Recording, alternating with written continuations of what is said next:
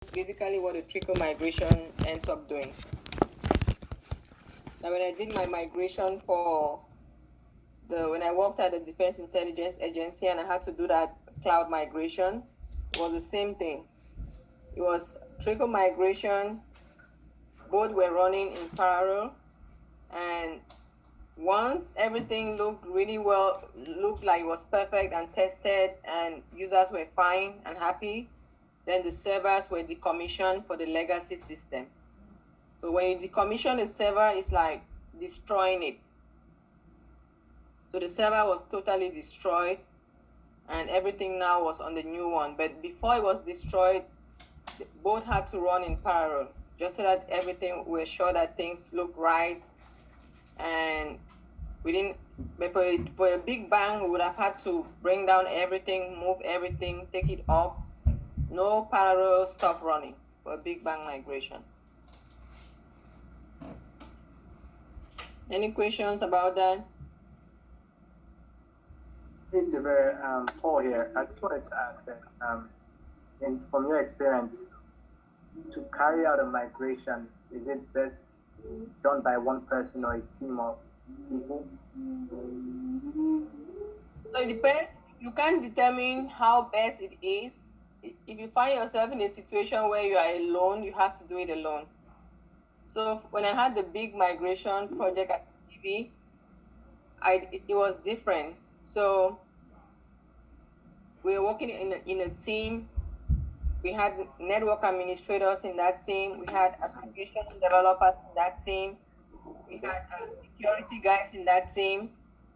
Okay. We had we had a project manager. We had you want to mute yourself? Yeah. Yeah, we had so many other people in that team. So, and I had a DBA that I was working with. So we were sharing tasks, and because he was like an older DBA, I tried to do more stuff since he already had that much experience. So I was trying to do more stuff instead and then learn in the process. So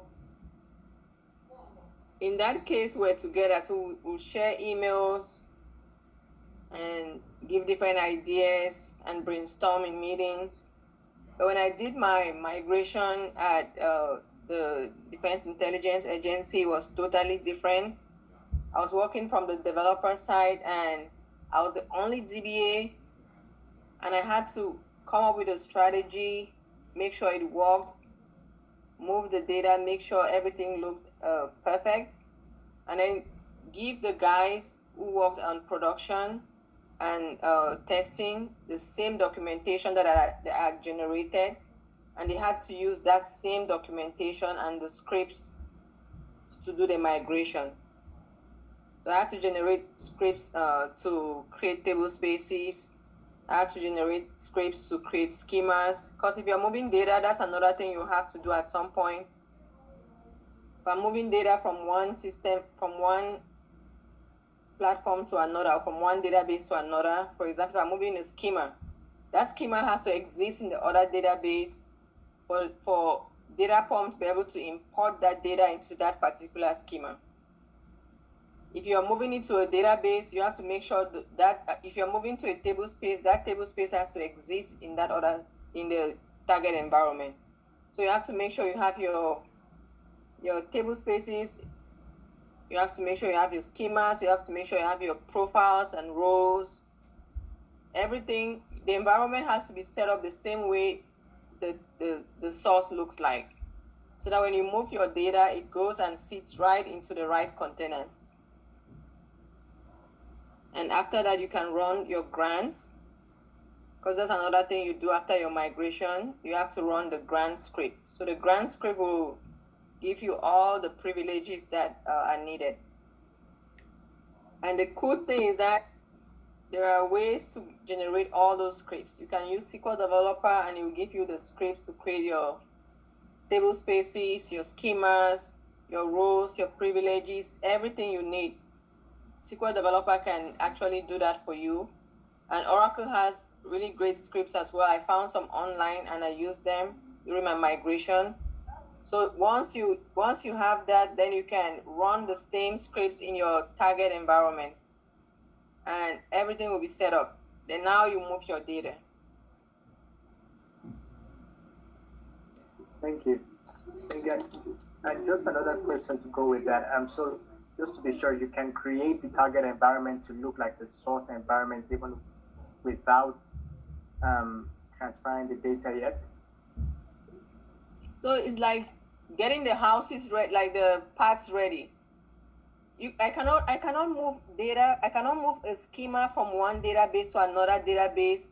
So if I'm moving that schema's data, that schema has to exist in that target environment.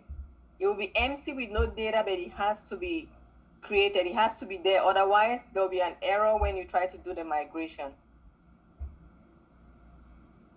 You get what I'm saying, right? Yes, I do. If you're doing a refresh and if you're doing a refresh in an environment that is already set up and you're moving the data, there's no problem. But if you're taking a schema or anything to another, or you're moving the entire database to a totally new server, you have to create all those schemas and table spaces and rows and profiles that the schema will need. Otherwise, it's going to fail. You create those first, and then now you do your export, and then you import it there. That makes sense. Like things like the control files and your parameter files and all those important stuff. Do you create that as well, or does that come with when you're exporting the data? Yeah. So if you're moving an entire database, right? If you're doing a database export import, everything will come with the database. If it's just a schema, then you don't need the control file. If you are,